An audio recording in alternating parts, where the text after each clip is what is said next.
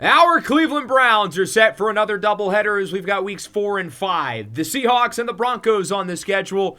Two teams who are moving in opposite directions. Seattle's been pleasantly surprising at 2-1. The Broncos, meanwhile, going from the number 2 seed a year ago to 0-3 so far this season. The Cleveland Browns are also 2-1. We've played reasonably well up to this point through the first 3 weeks of the year. The defense was not great last week against the Colts, but overall has been one of the better units in the league. And then offensively, we're pretty much above average in just about every major statistical category. So for the most part, the team is playing pretty well, although we did just lose our first game of the year, a pretty bad loss at that to the Colts. Took care of business in week 2 against the Dolphins, 31-23. This was a game where we really shot ourselves in the foot a lot, though. The Dolphins had 3 touchdowns, 2 of which were by the defense. A scoop and score on a botched snap, and then a pick 6. They did not move the ball. Tua went 8 for 20 with 75 yards. The Dolphins had maybe 150 yards of total offense. I mean, they could not move it whatsoever. The Colts, however, really didn't have trouble moving the ball. They had nearly 400 yards. Kyler Murray was fantastic, while Kieran Riddle kind of struggled. He was picked off twice. He threw 47 passes, completing a little over half of them. Really was not his day. Both interceptions by his former teammate at Virginia Tech, Noah Singleton. I'm happy that our guy is making some plays for the Colts, but why at our expense? Now, we did have 2 100-yard receivers in this game, Quentin Johnston and Dorian Sahara. I think Johnston's been really impressive. He's given our offense a vertical presence that we really have missed in this series so far. Kieran Riddle really did not look deep as a rookie. Now he is, and we have multiple long touchdowns of 50 and 83 yards to Quentin Johnston this year. Overall, I think Kieran Riddle's numbers are really similar to last year in terms of efficiency, completion percentage, yards per attempt, yards per game, nearly identical, although he hasn't been as consistent so far. Week 1 was great. Week 2, I thought he played pretty well. And then last week against the Colts, he was decent in the second half, but really struggled early. The other big storyline has been our RB1 competition with Dylan Sampson and Quinshon Judkins. Judkins really didn't play at all in Week 2 against the Dolphins, and Sampson didn't play in Week 3 against the Colts. But as you can see, their numbers are very far apart. Sampson has over 200 yards, while Judkins only has 66. Dylan Sampson approached us in the preseason saying he wanted to be the starter. In reality, for a while, it's been thunder and lightning, Sonic and Knuckles, 1A and 1B. But Dylan Sampson has always been the 1B, the Robin to Quinshon Judkins' Batman. And the fact of the matter is, he's kind of proven himself right. I feel like he deserves to be the quote-unquote starter. So I'm going to tell him yes. He's going to be the 1A now. He's going to be the Batman. He's been better than Quinshon Judkins. He's earned it. Thank you, Coach. You have no idea how much this means to me. I'll get my speech ready. Okay, now we're going overboard. We don't need a speech, big dog. You're getting an extra maybe 3 or 4 touches a game. It's not going to be some drastic change. But I do think Dylan Sampson will kind of be the guy. The other running backs we have on the team, Chubb and Tolbert, are a lot more similar to Judkins in terms of their skills compared to Sampson. As for the receivers, Quentin Johnston's been impressive. Dorian Sahara already has 18 catches. We're getting Harold Fannin more involved. The offensive line has been really positive. Obviously, we made a lot of changes here. So far, so good. And that's with both Paris Johnson and Aaron Brewer, 2 of our big additions, getting injured in Week 2. The defense, I think, is playing well, although we were not as good in Week 3. No sacks, no takeaways against the Colts. And we haven't really needed Paul Kasharchik this year, although the extra point number is wrong. He's kicked 10, not 3. But he's only attempted 1 field goal, which he missed. Believe it or not. He only missed 1 kick all of last year, but we haven't just really needed him outside of extra points. So let's look at Seattle. The Seahawks have been really solid across the board this year. They're ranked in the top half in every major team statistical category. They're in the top 10 for 4 out of 6. Good win in Week 1 against the Bears. Lost in Week 2 to the Rams, but a really impressive win on the road against the defending champs in a game where they led 21-3 at halftime before slowing down towards the second half. Now, I think they're in a weird spot because I think Sam Darnold is kind of a sitting duck at the quarterback position, He's on the final year of his 3-year contract, and I do think the Seahawks will look to replace him as early as this offseason with a pretty fun quarterback class incoming that we'll be talking about within the coming episodes. Now, in fairness to Darnold, he has played better this year than he did last season. He only completed 56% of his throws a year ago. This year, he's been a lot more efficient and has looked a lot more like the Sam Darnold with Minnesota a few years ago. He's got a good group of skill position guys with Kenneth Walker, former Kansas running back Ty Lord, Jackson Smith-Njigba, Devontae Adams, and the first-round rookie from Tennessee, Seahawks Nobles. Defensively, they've got a lot of talent in the back end with Devin Witherspoon, Tariq Woolen, Julian Love, and Nick Eamon-Wari. They got a couple monsters in the middle with Byron Murphy and Montrell Coleman. Jackson Hovercraft, their first-round pick a couple years ago, will be out. These guys have drafted really well, though. Chester Lawrence, Colin Costanzo, and Ty Lord were all day 3 picks this year. They're all 78 overalls already. And I think at least 2 of them, maybe all of them, have hit in development. So let's get this show on the road. Week 4 in Cleveland. The 2-1 Seahawks and the 2-1 Browns. Sam Darnold leads his Seahawks to town against Kieran Riddle in Cleveland. Riddle looking for a bounce back after 2 interceptions and only 57% completion percentage and a bad loss last week against the Colts. The defense, too, had their worst week of the year. Kyler Murray slicing and dicing. Jonathan Taylor, a couple big runs down the stretch to help propel the Colts to the upset. Seattle will start with it on offense. The rookie from Tennessee, Seahawks Nobles, is the motion man here on first down. Darnold looks to throw it. He's got Kenneth Walker on the opening play from scrimmage. And Walker is wrapped up by Grant Delpit, but not before getting 20 yards. Quickly moving the chains for the Seahawks. 2nd and 10, there's Ty Lord in motion. Darnold goes short, and Lord gets wrapped up in the backfield. One number 0 tackles the other number 0. Greg Newsome makes the play, and it's 3rd down and 13 now for the Seahawks. Walker moves wide as Darnold looks to throw it. Clean pocket, now under pressure, and he's hit near the feet by Myles Garrett, forcing the throwaway. So the Seahawks will punt it.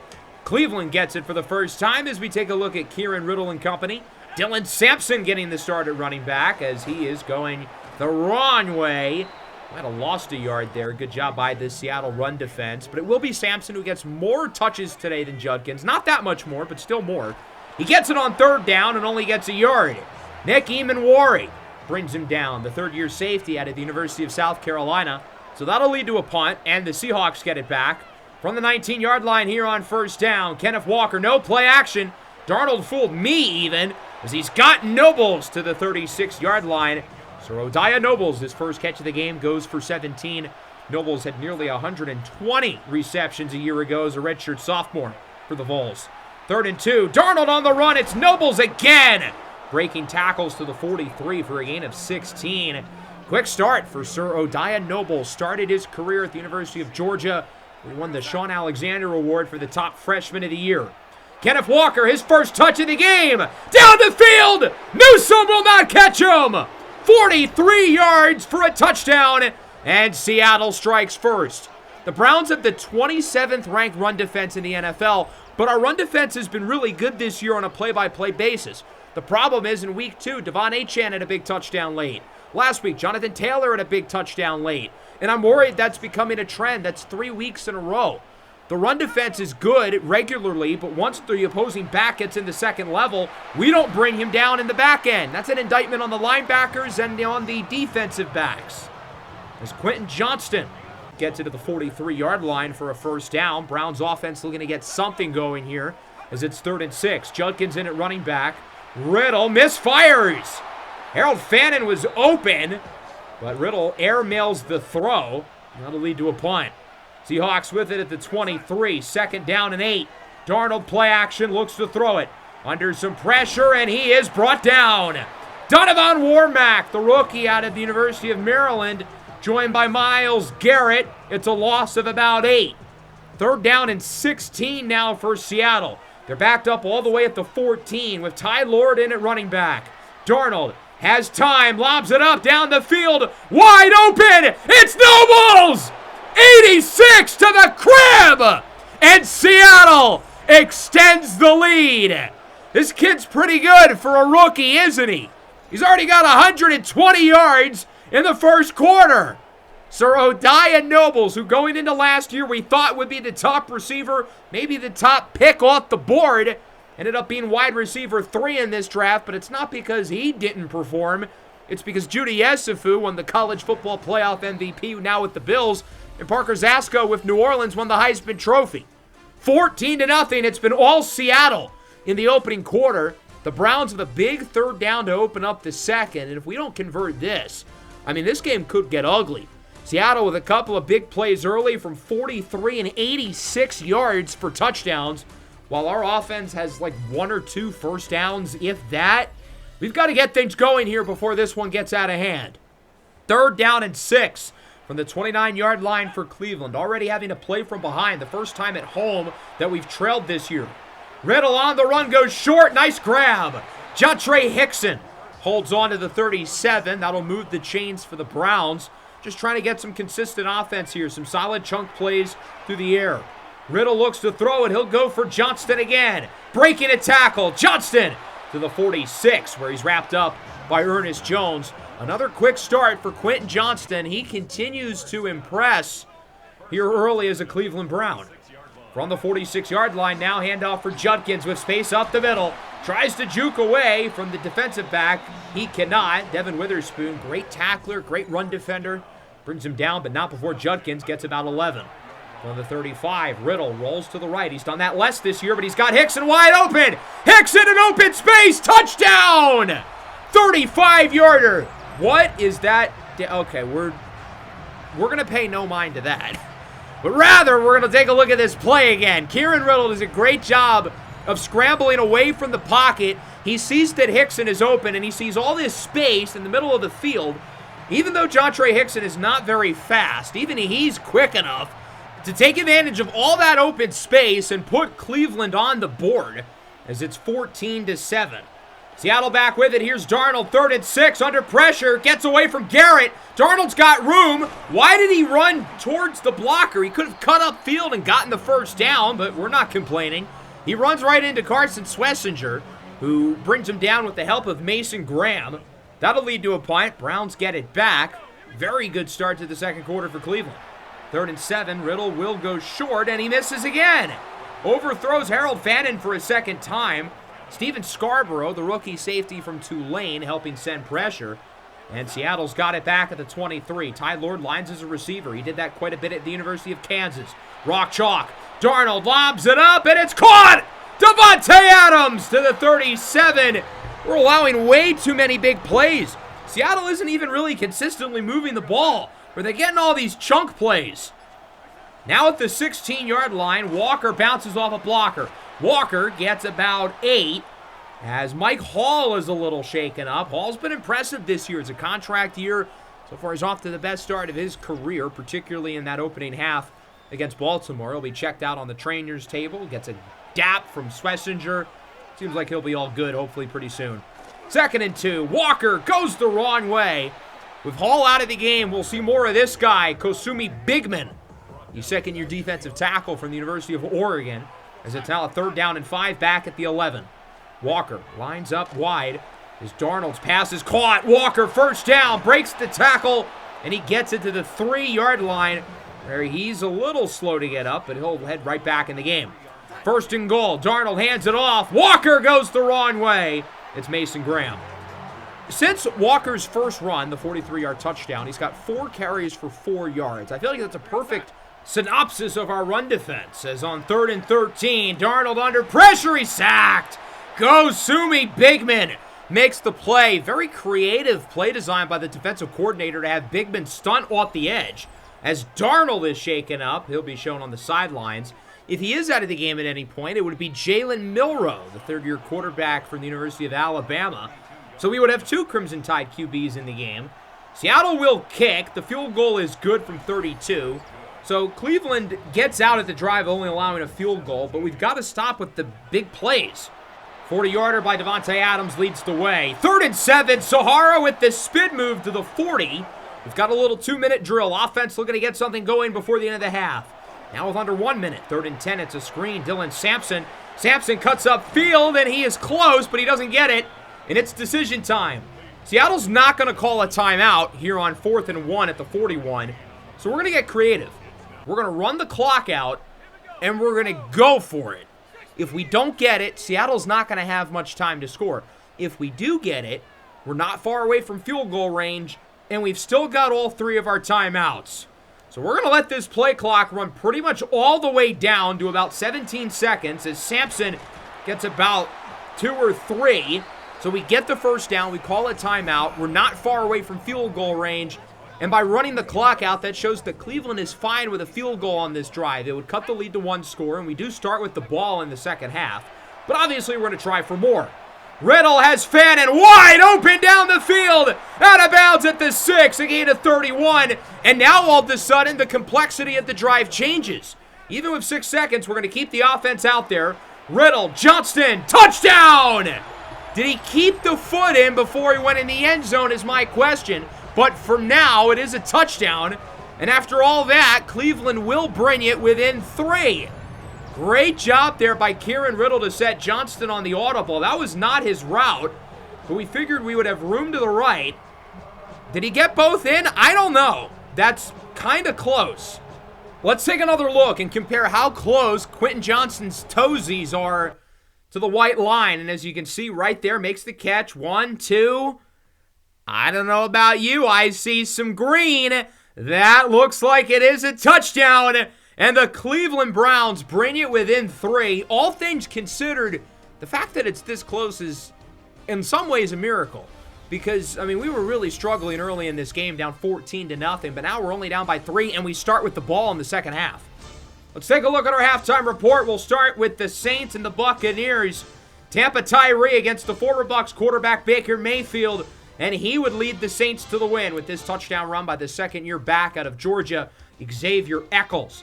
Mayfield won the starting gig over Tyler Shuck in New Orleans after being let go by the Bucs this past offseason, 23-17 for New Orleans.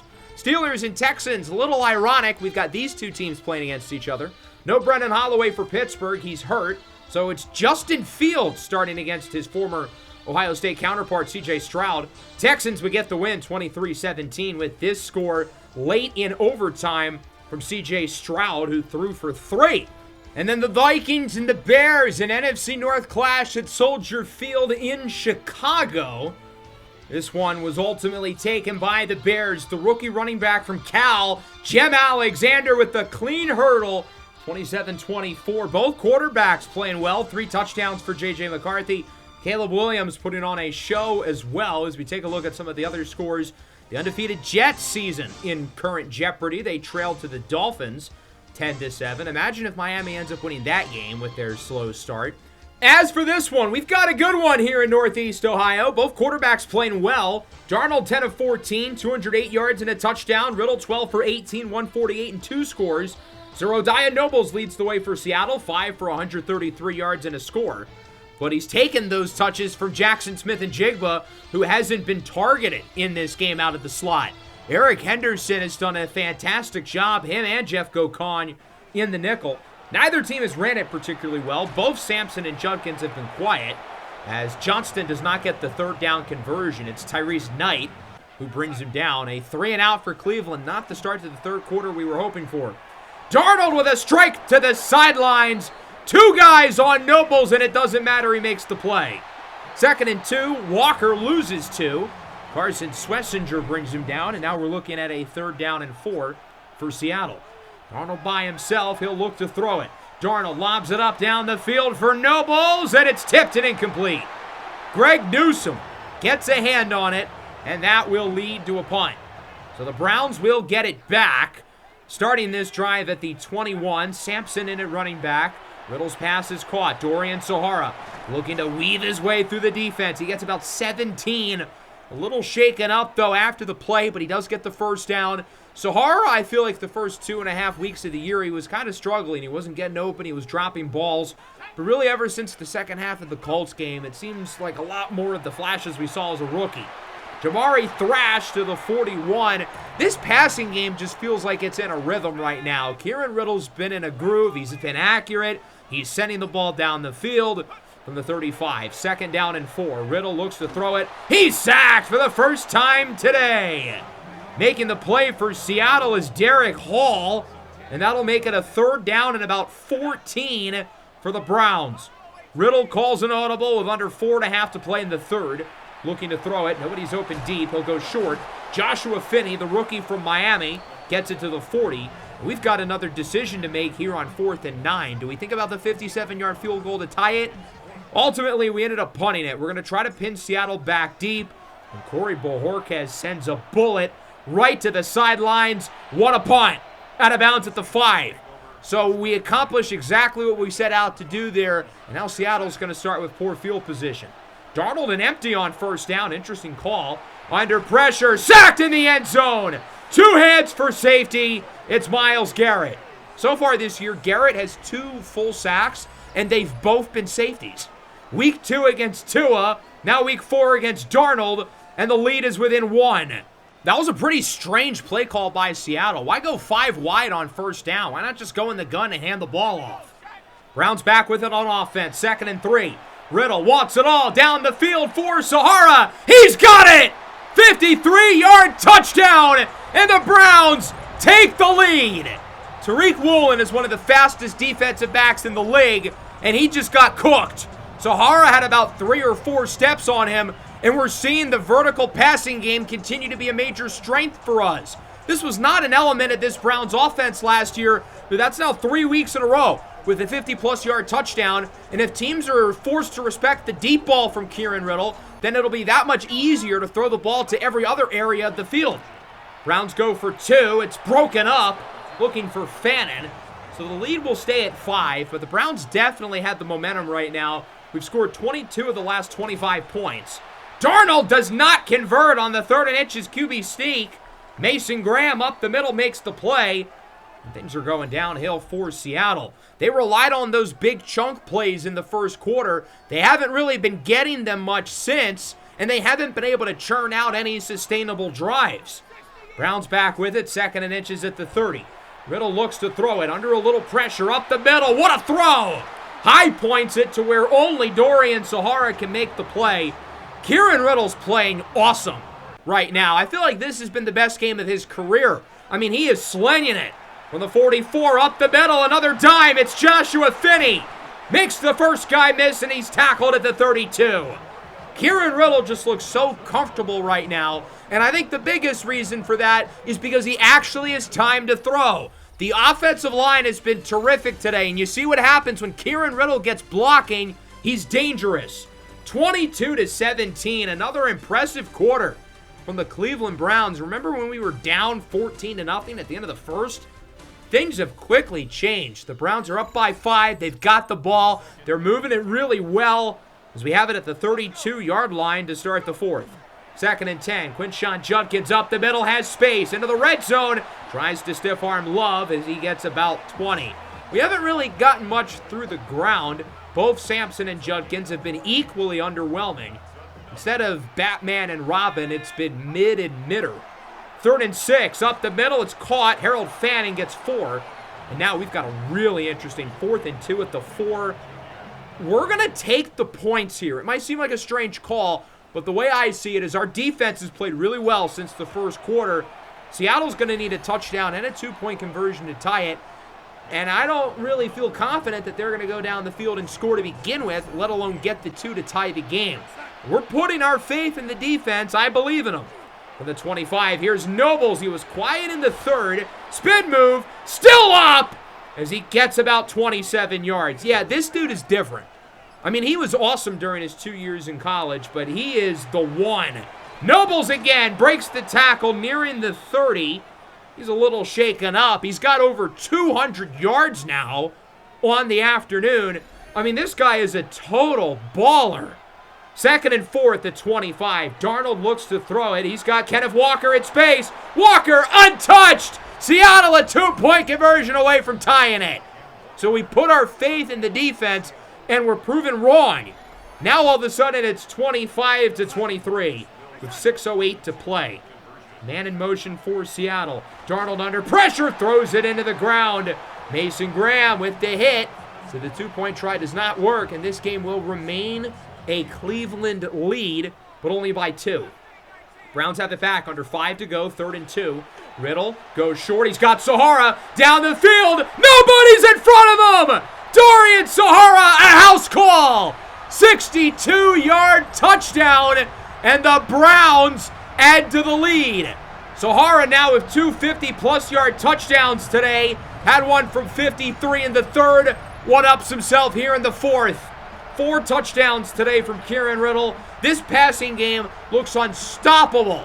Riddle's got nearly 400 yards. He's been accurate. He's been precise. He's giving his receivers opportunity after the catch, and that was another audible. The original play did not have Sahara running an out route. Starting the drive at the 50, now the 48. It's a first down conversion for Torrey Horton. They're going to need these other receivers to step up with Nobles out of the game. Maybe Jackson Smith and Jigba will finally show up as Ty Lord gets about 12. I love how Seattle uses Lord, much like at Kansas. A little bit of running back, a little bit of receiver. Play action on 2nd and 7. Darnold lobs it up into the end zone for Gabe Davis. Darnold's 4th touchdown of the game. We are getting shredded defensively by one of the worst quarterbacks in the league over the last 2 years. And sure, Sam Darnold's played better this year. But our defense looks rough for a 2nd week in a row. 32-30. Browns have it back. Offense looking to shut the door. 2nd and 10. Sampson up the middle, gets the first down. Big start to the drive. That'll keep it going for Cleveland. Seattle's going to be starting to use their timeouts now. Mike McDonald's unit has not had a very good game today. 2nd and 7 at the 41. Down to 1 timeout. Play action. Riddle rolls out to the left. On the run. Under pressure. It's caught! Quentin Johnston near the 30. Another ridiculous throw. That unfortunately will not count. Ineligible man downfield on Jonah Ritter. So instead of being at the opposing 32, we'll push back to our own 36. Now at the 41. 3rd down and 6. Back to the air. Riddle. It is dropped. Johnston cannot hold on. Devin Witherspoon with the deflection. That was a really good throw. It was only where Johnston could get it. But that'll lead to a punt, and Seattle, only needing a field goal, can take the lead. Our defense was really good in the 2nd and 3rd quarters. Not so good in the 4th. The Seahawks have scored 13 as it rolls into the end zone, and they will start at the 20. So very reasonable field position and plenty of time for Seattle, only needing 3 points to take the lead. Our defense has struggled today. Let's see if they can get a stop. 3rd and 3. Darnold under pressure. Throws it away. Myles Garrett's had his best game of the year. He's been constantly sending pressure. And now Seattle's got to go for it with the game on the line. 4th and 3. Walker is stuffed. Mason Graham brings him down, and that will do it. The Browns with a defensive stand to win it. 32-30, improving to 3-1 on the year. Really exciting game here. These two quarterbacks were slinging it across the field. Kieran Riddle had, in my opinion, the best game of his NFL career. You see what happens when you give him time to throw it and you give him competent receivers? I mean, wow, was he good. He was accurate. He was precise. He did not put the ball in harm's way. He gave his receivers chances to make plays after the catch. He was effective in the short, intermediate, and deep areas of the field. I mean, he was absolutely awesome navigating through pressure. I think he was only sacked once. So shout out to the offensive line. This offense has an explosive element in the passing game that we were missing last year, as seen by the 250-plus yard touchdowns by this guy, Dorian Sahara, who had over 150 yards through the air. Now, it was not a perfect game. Seattle had over 400 yards of offense. We had almost 500. Our defense was very inconsistent.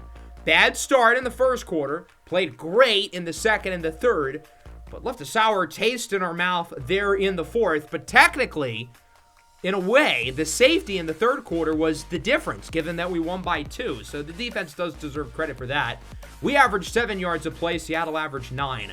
Riddle, 24 for 34, 364, and 4 scores. He was absolutely fantastic. Yet you could argue he was outplayed. Sam Darnold had a higher passer rating and had more yards. 22 for 30, 370 yards, 3 touchdowns. Sam Darnold was awesome. He was super accurate, pushing the ball downfield, much like Riddle. I mean, this was a duel. We had gods playing at quarterback today. Ran it a lot better in the 2nd half. Sampson and Judkins both solid. Sampson did get more touches between the two, and he finished with 67 yards. Walker at 47. 9 for 201 in a score for Surodaya Nobles. Yeah, he's pretty good, if you couldn't tell. 6 for 158 and 2 for Dorian Sahara. He was impressive. Walker with a great game through the air. Quentin Johnston with another touchdown. He's been excellent. JSN 1 catch for 8 yards. We had him locked up in the slot. Offensive line was awesome. We only allowed 1 sack in this game, that being by the backup left tackle, Mekhi Hellwing. Defensively, some good, some bad. I thought the pass rush was solid. Secondary was pretty horrendous. We couldn't really cover other than the guys in the slot with JSN. We didn't force any takeaways. I thought the tackling in the back end was really subpar. But luckily, we still end up winning the game, and nobody got hurt. So, really a win-win across the board here in Week 4. Seahawks Nobles, though, is a damn ball player. Holy cow, that kid is good. In terms of injuries, though, we're getting some reinforcements. Okporowook is back next week. Aaron Brewer will be back the week after, which is good news. So let's take a look at our weekly recap. We'll start in Cleveland. One of the most exciting games of the week between the Seahawks and the Browns. Sam Darnold and Kieran Riddle putting on an absolute show. But it is the Browns who get the win, improving to 3-1 with this late touchdown from Kieran Riddle, his 4th of the game, to Dorian Sahara. The two quarterbacks each threw for at least 360 yards and averaged over 10 yards per passing attempt. Shout out Sam Darnold and Seahawks Nobles. Seahawks had over half of Darnold's yardage, but it's not enough for the win. Chargers and the Bengals. Final game for Salen Wooten as the starter for Cincinnati. He was awesome again, but it's the Chargers who win it in a shootout, 44-38. Justin Herbert played well. Wooten, meanwhile, only completed half of his throws, beat 345 yards, 5 touchdowns, and no picks. Joe Burrow is back this week, but they almost probably want to keep Wooten in the game. In 3 starts, he has 12 touchdowns and no interceptions. Falcons and the Titans in Nashville. A couple of 2-1 teams squaring off. Atlanta, remember, only won 4 games a year ago. They're back on track this year. Michael Penix with the touchdown for Drake London. 4 scores for Penix. This was clearly the week of the quarterbacks. I mean, holy cow, so many guys in the NFL slinging the rock, I guess other than Cam Ward, who was kind of mediocre in this game for the Titans. Let's take a look at some other scores across the National Football League. Here in week number 4, the defending champion Eagles lose once again. The Ravens, even with Lamar Jackson back, are 0-4. They lose to the Geno Smith-led Jaguars, replacing the injured Trevor Lawrence. The Rams continue their strong play with Isaiah Timpf. The Jets remain undefeated, and then I don't know what the hell's going on with Arizona. The Cardinals were a major pleasant surprise last year. This year, they're horrible. Their offense sucks. And remember, they don't have their second rounder. The Jets do. Jackson Dart, Salen Wooten, Brian Bresee, and the rookie from Kent State, Enrique Baca, the players of the week. Baca, a 6th rounder, didn't test well, but a 4-year starter with over 100 tackles in each of his 4 years at Kent State. Let's have another conversation with Dylan Sampson about his workload. Media frenzy's been wild. The locker room is buzzing. I have to pinch myself sometimes. All right, dude, now you're dragging it. This has gone way too far. This really was not supposed to be some big deal. The last thing we need is to start a rift between the two running backs because, again, they're both due for extensions after next year. So I feel like the last thing we need is to divide them, and Dylan Sampson's not really helping that case. Our offensive stats are all in the top 10, and our defensive stats are now towards the bottom. After that high-scoring game against Seattle, Riddle's 2nd in the NFL in passing, only behind, ironically, Sam Darnold. So as we look at the Broncos, they really struggled defensively early. Now, they did play against 3 good teams in New England, the Chargers, and the Packers, all of which were on the road. But they allowed like 35 points a game. They come back at home, and they look a lot better. They beat the Chiefs, who are, of course, very strong themselves, 28-7. So that should certainly inspire some confidence in these guys going into a big game here in Week 5, where if they win, they can really get the season back on track, only being a game under 500. Led by this demon, Bo Nix, my glorious Canyon. I love you, Bo! 4th-year pro out of the University of Oregon. He's got superstar development now, although so far this year has not really gone his way. And Denver's got a decision to make with his contract, and it was kind of assumed that they were going to extend him, but through 4 games, he's been very mediocre. Did look a lot better in their win against the Chiefs, but just has not been very impressive. They also have a new backup, who we will not discuss any further. He's got an intriguing group of skilled guys, R.J. Harvey, J.K. Dobbins, and the rookie running back out of Troy, Jermaine Hightower-Jones. At wide receiver, it's Cortland Sutton, Caleb Hobbs, and Marvin Mims. Hops played really well against us last year. I'm curious to see if he does once again. These guys, at least on paper, should be led by their defense with Pat Surtain, Nick Bosa, Talanoa Hufanga, Nick Bonito, and Zach Allen leading the way. Now, the defense just hasn't been that good this year, but they did look a lot better against Kansas City. The game's obviously at home. Denver's got a big home field advantage. They've got loud fans, plus they've got the elevation going to their advantage. We have not played in this building since the end of our Broncos franchise last year. We did play against Denver in Season 2 in Cleveland, a game that we pulled off a massive upset in. But now we return to Denver for the first time since the Madden 25 franchise. The 3-1 Browns looking to go up to 4-1, leading into our Sunday night clash next week against the Bengals. Or will it be the Broncos looking to salvage this season after an 0-3 start, pushing themselves back on track? 3rd and 4 for the Browns, who start with it on offense. Riddle joined by Quinshon Judkins in the backfield. Riddle looks to throw it up the middle. It's caught. Johnston doesn't get it. Wow, that was close. Honestly, in hindsight, I wish we challenged it, because honestly, I think he got it. Here's Bo Nix on 2nd down. It is caught! Marvin Mims climbs the ladder. I've said that one before. Moss's Jeff Gokon for the first down. Loss of 4 for R.J. Harvey, the rookie out of University of Central Florida. Mason Graham brings him down, 3rd and 12. It's a screen back for Harvey to the left side, and he gets decked by Martin Emerson. So now the Broncos have a decision to make. They've got one of the best kickers in the league with Joshua Carty, who now has superstar development from 55. No good. Wide to the right. And this game remains scoreless. So the big reception by Marvin Mims will not lead to any points, as it remains scoreless, and Cleveland will get it back after a 3-and-out on the opening possession. We are starting to move it a little bit here. 2nd and 10 at the opposing 44. Riddle looks to throw it under pressure, looking for Fannin. It's incomplete. Kieran Riddle took a shot, and he's a little shaken up, so he'll be out of the game for a play or two. And Shedeur Sanders, who played his college ball at the University of Colorado, is in the game with an ovation from the crowd, as it's caught by Harold Fannin, a gain of about 6. And now we've got a decision to make. Denver just missed a kick from 55. We're going to try our luck from 55 as well. Paul Kasharchik, just his 2nd field goal attempt of the year, missed his first. Doink! Up and in! 3-0 lead for the Broncos. How did that work? I don't know, but I'm not complaining. Paul Kasharchik's first field goal of the year from 55.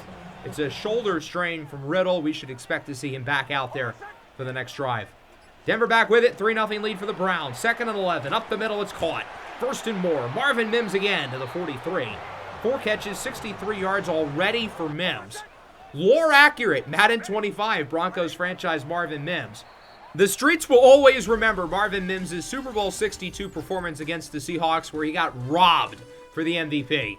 That'll wrap up the first quarter. 3-0 lead for the Browns. It's been a defensive battle so far, certainly different than what we had last week versus Seattle. 3rd down and 3 at the 37 to open up quarter number 2. Bo Nix will look to throw it. Nix under pressure, and he is sacked. Myles Garrett brings him down. 4th and 10 at the 44. The Broncos have already missed from 55.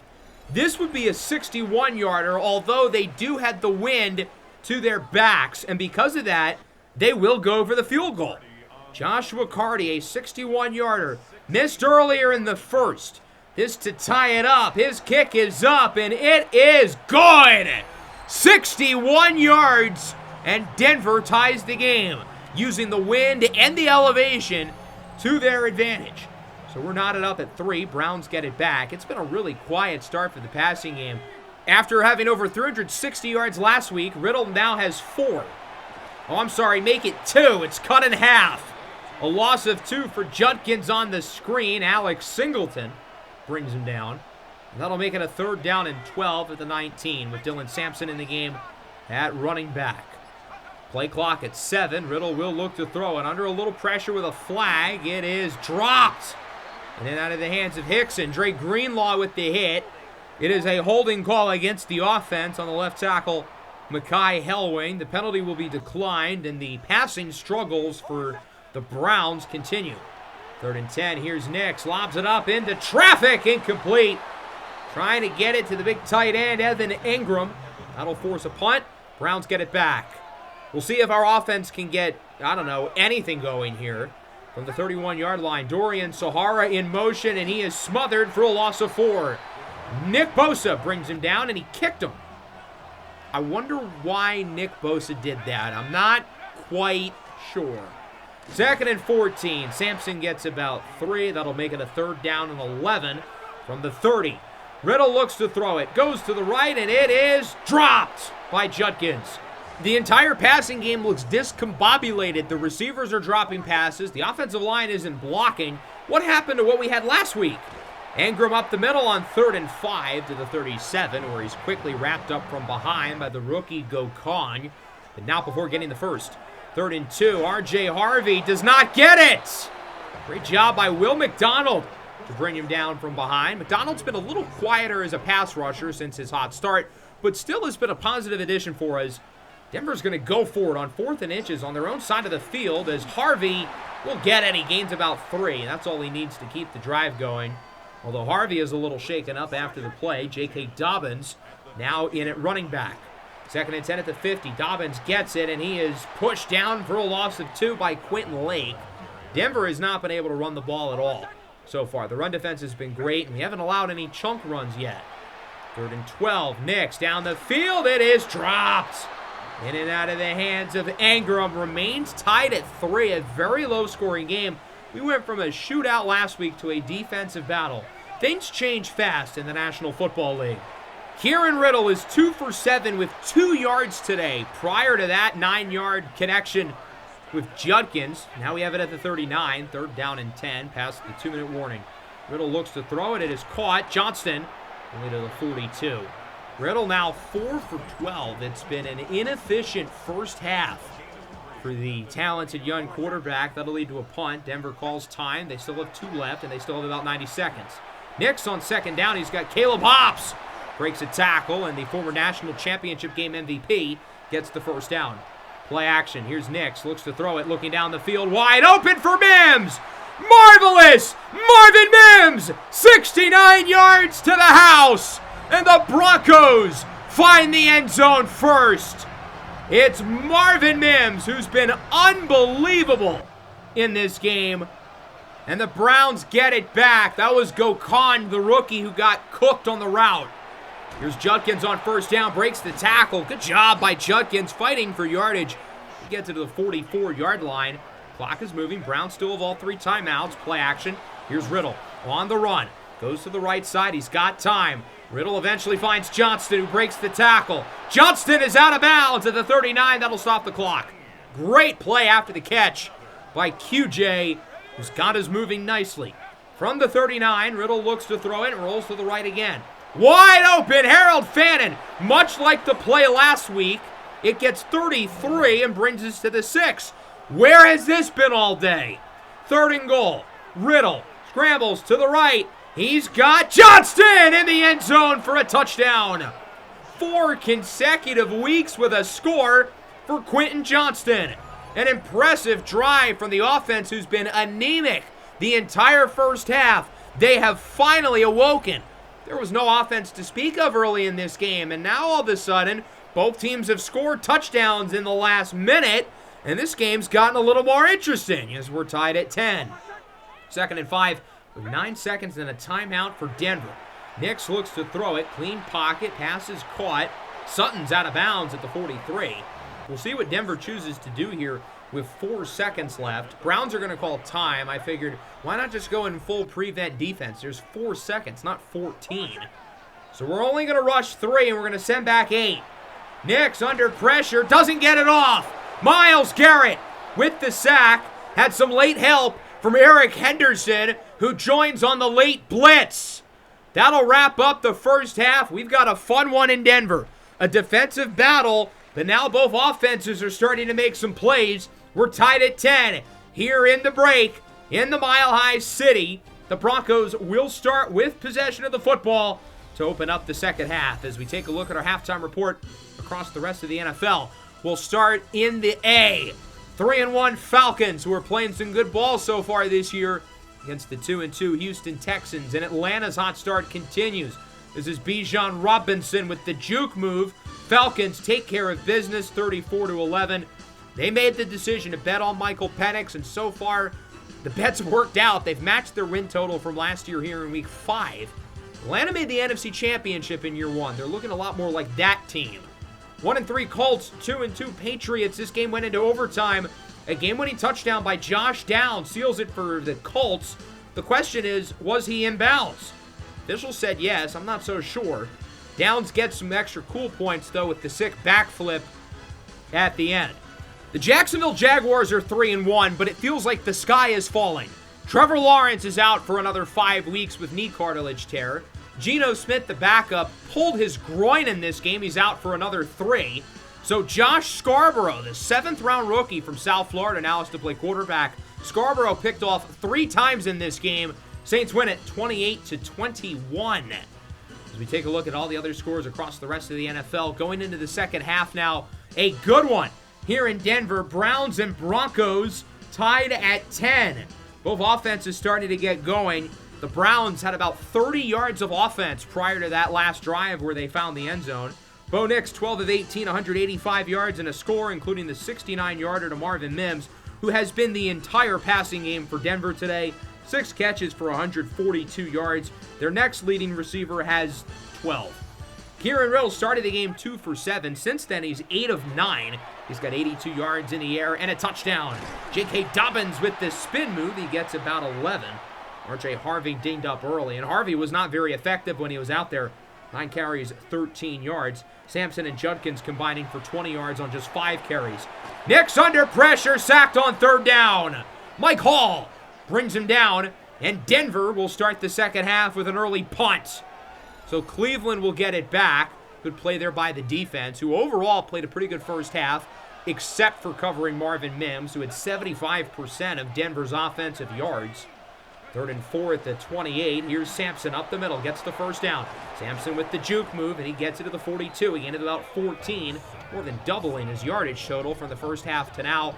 We really couldn't establish the run in the first half. Definitely something we've got to do here in the second half, much like we did against Seattle. Didn't run it well early, but did in the 3rd and 4th quarters. 1 first down. Riddle under a little pressure. Riddle looks down the field. Johnston breaks the tackle. Quentin Johnston! Surtain will not catch him. It's a touchdown. Another 50-plus yard score for Cleveland. That's our 5th in the last 4 weeks. A 58-yarder for Quentin Johnston, who has been a grand slam of a free agent signing. His 2nd touchdown of the game. He breaks the tackle from Hufanga. He outruns Surtain. Quentin Johnston's been a superstar for us this year. The guy's been a complete revelation, and the Browns lead it 17-10. Denver back with it from the 26. Marvin Mims again. Gets by the initial defender to the 38. This dude is not human. It was Nobles last week. It's Mims today. We're going to shuffle in and out with the slot. Eric Henderson and Jeff Gokon both really struggling in this game. I think we might see more Gideon Chigoziem, the undrafted rookie from Georgia. I don't know why Nix dumped it off short there for the running back. He could have gotten a first down if he went to the receiver. Is on 3rd and 13. Jermaine Hightower-Jones loses a yard. Gokon brings him down, and that'll lead to a punt. Hightower-Jones amongst the NCAA leaders in rushing over his last 2 years at Troy. Broncos will punt it away. Browns have it back. Very good start to the 3rd for Cleveland. Riddle is thrown to the turf on the option play. That's muy bonito. Nick Bonito brings him down. Former Defensive Player of the Year in the Broncos franchise. That'll lead to a punt. Denver gets it back. 2nd down and 4 at the 28 with 3 to go in the 3rd. Up the middle, Jermaine Hightower-Jones with the first down. They haven't ran it well with Harvey or Dobbins. I think we're going to see a little more at the rookie here on this drive. He was a 6th rounder, but an 80 overall. There's clearly some talent there. He's just kind of slow, but he's a powerful, physical downhill runner. As Sutton breaks the tackle from Newsome and gets decked. Gideon Chigoziem. I'm excited to see some more reps from him with the other defensive rookies in the back end really struggling in this game. Bad tackle effort by Newsome, who's missed a few tackles this year. I've been a little disappointed with him. 2nd and 8, here's Nix, rolls out, goes short. That is caught for a gain of about 3 by Audric Estime. That'll wrap up the third. Big fourth quarter upcoming. Big third down upcoming for Denver. 17-10 lead for the Browns with another touchdown by Quentin Johnston, who's been one of the very best players on the team this year. I mean, my goodness, the kid has been impressive. So we'll see what Denver has up in store here. It's a 3rd down and 5 from the 24, trailing by a touchdown. Bo Nix looks to throw it. Nix up the middle. It's caught. Caleb Hobbs has been quiet, but he's got the first to the 9. A gain of about 15 as Myles Garrett, that is the last guy we need shaken up, goes to the locker room. 2nd and goal at the 10. Nix goes short. Cortland Sutton over the plane. He's in, and we are tied. Cortland Sutton with the touchdown. We're knotted up at 17. An impressive drive. Probably the best drive of the game by Bo Nix and company. And Cleveland gets it back with under 9 to go. 2nd and 10. Nick Chubb, his first carry of the game, and it's a good one. He gets about 10 yards. Dre Greenlaw with the tackle. Now at the 44. 2nd down and 8. Still trying to get the ground game going, although it is a pass here. Riddle rolls out to the right, goes short. Harold Fannin with a block from Hickson. No block, no rock. Ever since that slow opening 15 minutes, Kieran Riddle has been automatic throwing the football. I mean, it's been night and day from the first half to the second half. Play action, Riddle on the run to the left. It's caught!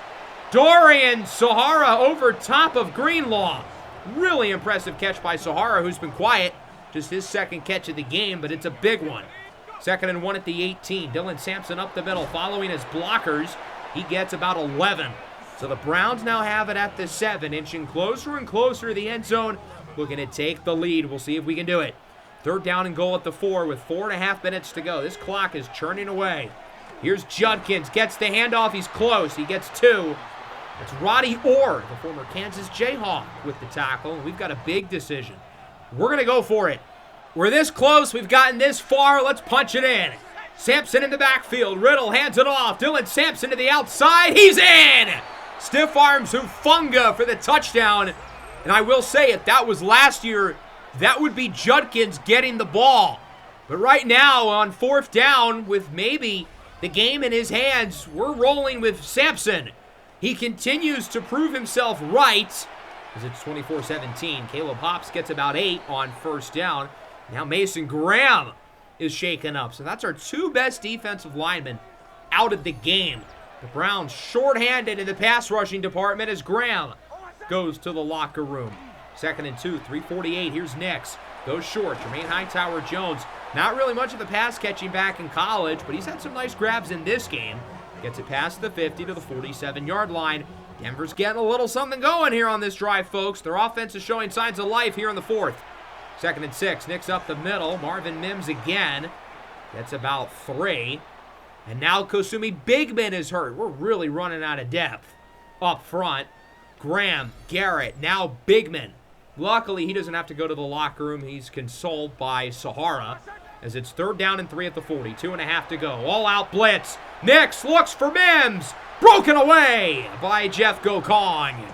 We were creative there with the blitz. The Browns have one of the lowest blitz rates in the NFL, but we do it on 3rd down, and it pays off. 4th and 3. It's a fullback dive, and Nick Bawden only gets a yard.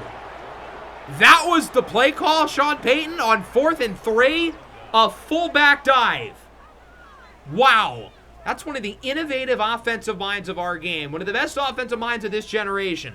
Just ran a fullback dive, on 4th and 3. Tanner Mariani with the tackle. 1st down just about does it here. 3rd and 5. Riddles. Passes low for Hickson. Chris Abrams drain in coverage. And that'll force a punt. So Denver will get another shot here on offense. Corey Bojorquez looks to pin him deep. And that he will do. What a punt. The Bronco mascot trying to push the ball away with, I don't know, air. But it's down at the 3. Nix on 1st down, hands it off. Hightower-Jones loses 2. At the 2-minute warning, Denver's got it at the 1-yard line. Seattle was doing regular drop-back passes at this area of the field. Now, that was in the 3rd quarter, and that was pretty stupid. With 2 minutes left in a 7-point game, I'd kind of get it here for Denver. They have to be risky. They'll go back to Bawden, who only gets a yard. So now 3rd and 11. Now they've really got to throw the ball, you would think. Nix will pass it. 3rd and 11. Goes short. It's caught. Only a gain of about 2 for Caleb Hops. 4th down and 9. This could be the game right here from the 4. Nix to pass it. Clean pocket. Up the middle. It's Hops again. Caleb Hops to the 19. With 3 of our 4 best defensive linemen out of the game, we're really struggling to send pressure. And now Denver is reasonable field position, and they can actually try to move the ball. Nix on 1st down. Lobs it up. Sutton. He's got it. Breaks away from Emerson. 81 yards. Untouched. Tie game. What a play by Cortland Sutton, who puts Martin Emerson on the poster. I thought originally that was picked off. But as you can see, Cortland Sutton grabs the ball. He taps it on Emerson's helmet, grabs it away, breaks the tackle, outruns Quentin Lake. What a play by the Broncos. And now Cleveland has a 69. Nice. 2nd drill. Let's see what Kieran Riddle's got. When is this game, young man? He's got Sampson on the first play of the drive. The gain of 19. He's wrapped up by Drew Sanders. The streets will always remember the dynamic duo of Drew Sanders and Jeffrey Bossa. Joshua Finney gets about 7. We're moving the ball pretty well. We've got all 3 timeouts, now past the 50. 2nd and 3, Riddle to the right side, goes short. Quentin Johnston again, by Surtain, past the 30, breaks away to the 25. This guy is unbelievable. A gain of 24 for Johnston. Doesn't take long, only about 3 plays. And the Browns are in field goal range. We're letting this clock go. Judkins up the middle, centers the kick, gets 11. No funny business. We're going to let the clock go down, kick the field goal, and try to end the game. So we're going to run the clock all the way down to about 3 seconds. No reason to aura farm and go for the touchdown. Let's just win the game. Timeout with 3 seconds. Denver does not have any timeouts of their own, so they can't ice the kicker. Paul Kasharchik has only attempted 2 field goals this year, and he's only made 1. Earlier in this game, from 55, it doinked in. This one should hopefully be a little less climactic. 31 yards, Paul Kasharchik for the win in Denver. It is up, and it is good! Right down the middle. Kieran Riddle leads the game-winning drive as the Cleveland Browns start year number 3 with a record of 4-1. We defeat the Broncos 27-24, and Denver, one of the best teams in the NFL last year. Remember, they lost in the first round of the playoffs, and they haven't really recovered since. They are now 1-4. Not at the fault of their quarterback, though. As much as Bo Nix has been disappointing this year, he was awesome in this game. And as I look at this win for the Browns, I mean, this team clearly has strengths. This passing game is terrific. Kieran Riddle has taken the lead. Quentin Johnston is an alpha receiver. But this defense worries me. This pass defense is not very good. 3 weeks in a row, we have gotten carved up by mediocre quarterbacks in Kyler Murray, Sam Darnold, and Bo Nix. Both run games were sort of inefficient. Denver had almost 100 more yards than us, but the 2 passing games were really solid. And as I look at Kieran Riddle's game, I'm really impressed with how he responded to adversity. At the 2-minute warning in the first half, he was 2 for 7 with 2 yards. After that, he goes 18 for 22, 235 yards and 2 touchdowns. He was awesome again. He was accurate. He was poised. Didn't turn the ball over. Only sacked once. But again, he was arguably outplayed by the other quarterback. Bo Nix, 25 for 34, 354 yards and 3 touchdowns. I mean, we've got to figure something out with this pass defense. We're getting lit up by mediocre QBs. And next week, we play Joe Burrow, who's a little bit better than the guys we've had on the schedule this year. Sampson, 42 yards. Judkins, 28. The Dylan Sampson RB1 agenda continues. Denver ran the ball better when they were giving it Jermaine Hightower-Jones. He was clearly their best back. 8 for 158 and a touchdown for Marvin Mims. He was unreal in the first half, but we did a better job with him in the second half. 6 for 113 and 2 touchdowns for Quentin Johnston. He has been an animal for us. What a freaking player. 5 for 52 for Fannin. Cortland Sutton, 4 for 114 yards and 2 touchdowns, including that ridiculous 81-yarder late in the game. Caleb Hops started slow. He had some big catches late, 4 for 49. Both offensive lines were solid, especially ours. Our offensive line has been terrific this year. Complete 180 from last year. Defensively, I like that we're sending some pressure. We're getting some sacks. but we have not gotten a takeaway since week 1. That was a problem for us last year, and it's been a problem again. Last season, we were low in the turnover department on offense and defense, and both of those have carried over. We're not giving the ball away back-to-back weeks without a turnover on offense, but we haven't forced a takeaway in a month. So we've got to figure out something there. I mean, if we're going to struggle against Kyler Murray, Sam Darnold, and Bo Nix, Lord knows what this team is going to look like on Sunday Night Football next week against Joe Burrow for first place in the division. No injuries again. We're getting healthier. Aaron Brewer is back next week. David Njoku and Dom Proctor return in week 7. Given how our secondary has played lately, I am really excited to be getting Dominic Proctor back. Let's take a look at our weekly recap here for week number 5. An exciting game in Cleveland. We were treated to 2 awesome games today here with the Browns, and the best part is that we won both of them. Game-winning field goal by Paul Kacharczyk as time expires. 27-24 victory for the Browns. This was a crazy play in hindsight. Riddle got rocked, and then Johnston with the long touchdown. Again, that's 4 consecutive weeks with 50-plus yard touchdowns through the air. How many 50-plus yard passing touchdowns did we have last year? I would assume less than 4, or I guess 5, through the course of the whole season. We've already got that through 5 weeks. Steelers and Rams, Justin Fields gets to start again. Brendan Holloway hopefully back next week. Fields, though, is weathering the ship. Steelers win big, 30-7. Are the Rams coming down to earth? Isaiah Timp, only 19-35. He was a lot quieter in this game after his impressive start through the first 4 weeks. Bears and Packers, an NFC North rivalry in Lambeau. Chicago 2-2, Green Bay 3-1. This division looks like it's going to be really competitive this year, as it's the Packers with this play by Savion Williams, another guy from the Broncos franchise. 24-10, Green Bay wins it. The Packers can only beat the Bears in a video game, I guess. Anyway, let's take a look at the other scores across the NFL here in week number 5. We're starting to get an idea for what a lot of these teams are now through a third of the year. Bucks win. Tyree Wells, super efficient. Wells has completed 75% of his throws 4 weeks in a row. Accuracy was the issue for him at SMU, but it's been his strength in the NFL. Chiefs bounce back. Dolphins upset the Giants. The Jets are 5-0. They beat the Titans by 1. Baltimore is 0-5. They lose to the Bengals. The Cardinals score 37. I don't think Arizona scored 37 points the first 4 weeks of the year combined. Big win for Arizona. Players of the week, J.J. McCarthy, who's been awesome this year. Pat Mahomes, Monu Okeji, Rock Chalk, and Jordan Brooks. McCarthy is second in passer rating behind, funny enough, Salen Wooten. McCarthy is first in touchdowns. You know who's second in that category? Kieran Riddle with 13. The top 3 for passer rating is Wooden, McCarthy, and Geno Smith. That is quite the crew. Riddle, second in touchdowns, second in yards. I mean, he's a real MVP candidate through the first 5 weeks of the year. But now he has the biggest game of his season. 4-1 Browns, 4-1 Bengals on Sunday night primetime football. Joe Burrow and Kieran Riddle for first place in the division. I'm thinking the next episode will be a prospect profile. We'll talk about the quarterbacks. Not 100% sure, though. If it's not a prospect profile, we will have a doubleheader. It would be week 7 against the Raiders, meaning it would be weeks 6 and 7.